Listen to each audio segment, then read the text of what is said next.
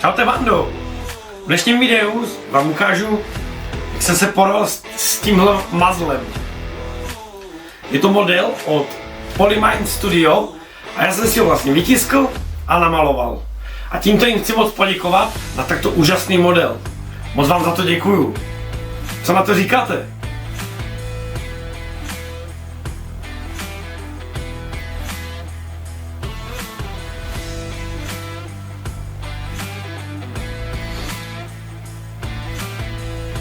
To stačí, pojďme na video. No, o čem dnešní video bude? Veškerý 3D tisk, malování, broušení, tmelení a další kokotiny, to dneska přeskočíme a půjdeme rovnou k malování. Tak jdeme na to.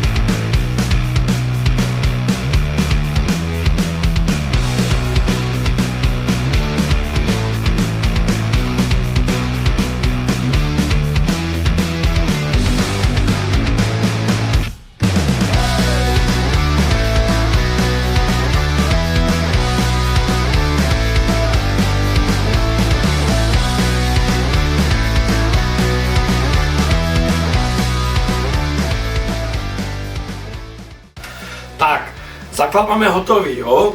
A teď toho Venoma hezky oživíme, jo? Mám v plánu ho vlastně oživit takovou temnou mořskou modrou barvou, jo? A hodím tam tak 3 hodně zředěné jakože vrstvy, jo? Pak k té barvě přimíchám temně modrou, dark blue, a udělám první highlight. A vlastně přes ty jeho svaly a co mu trčí ty kozy, také ty jeho svalstva a takové ty věci. No a pak udělám druhý highlight a tam použiju takovou světle nebeský modrou, jo? A to jenom vlastně zvýrazním, jo? Ty highlighty. No a to je všechno. Tak jdeme na to.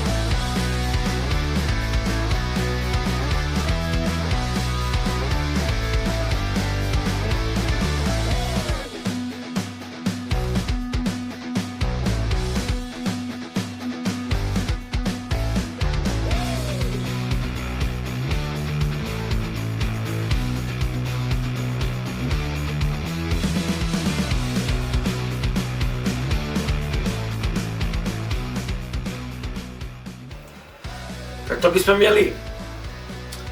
Jo, udělali jsme tam ten základ, pak jsme tam udělali ty highlighty a nakonec jsem vlastně takovým tmavým modrým kontrastem zvýraznil ještě ty prohlubně, jo. No a teď to nalakuju matným lakem, abych to zapečetil, no a pak budu pokračovat. Tak jdeme na to.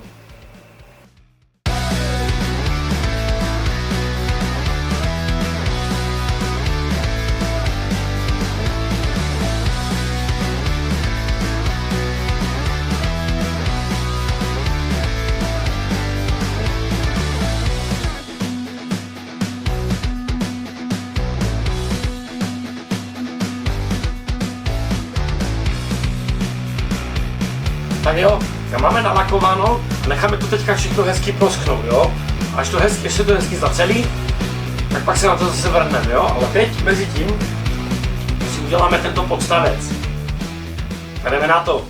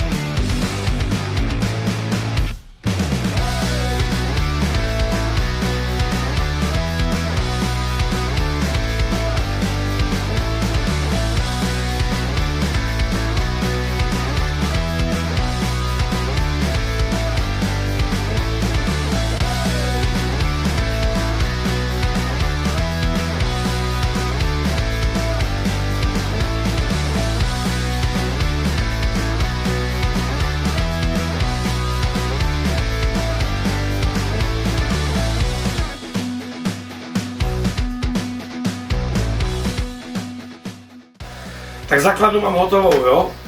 A já se musím něčemu přiznat. Já jsem ji tiskl po druhé, jo? Protože mi tam vlastně do toho, ten Venom nechce do toho zapadat, jo? Tak jsem si to vytiskl znovu. Jo, a teď můžeme vlastně porovnat, jak to vypadá před malovaním a po malovaním. Pojďte se na to mrknout.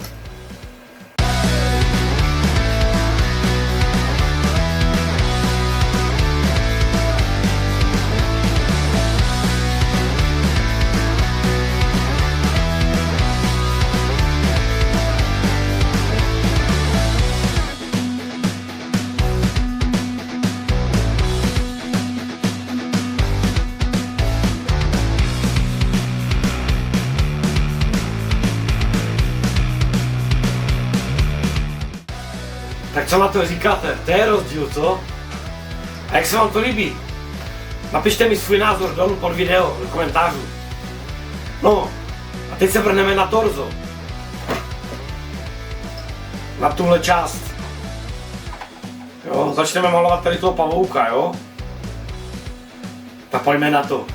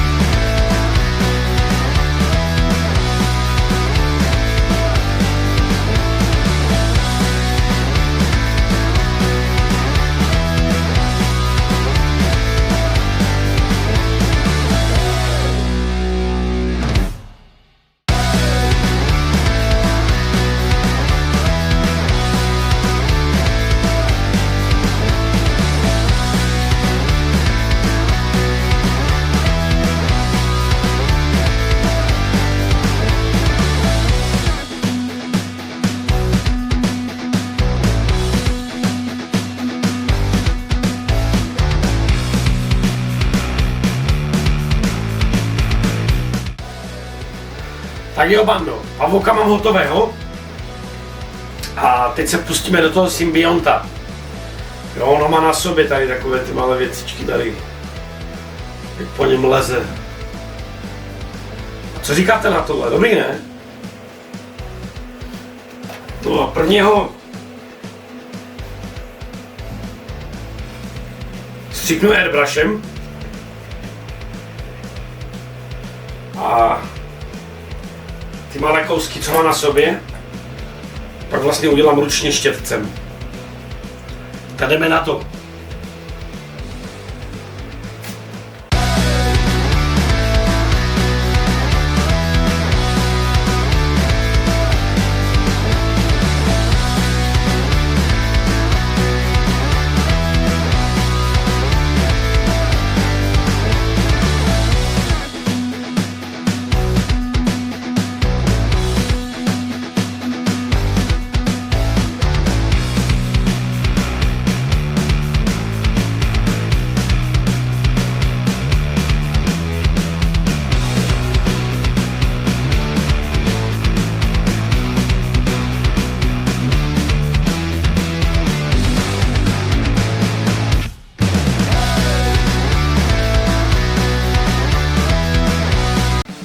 Tak to bychom měli. Jdeme na hlavu. To nejhlavnější z celé sošky. Uděláme mu oči, ústa, jazyk a ty jeho zubiska. Jdeme na to.